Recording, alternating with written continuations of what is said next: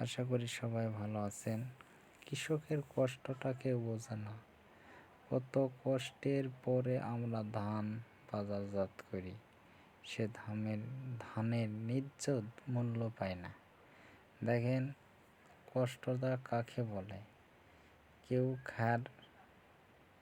ধান মাড়াই করতেছে, ওই যেখানে খ্যার পড়তেছে খ্যারে পালা দিচ্ছে, কেউ পিটতেছে, কেউ মেশিনে দিচ্ছে, কেউ আবার তুলে দিচ্ছে, কেউ বস্তা ধরতেছে, আবার কেউ ভিডিও করতেছে।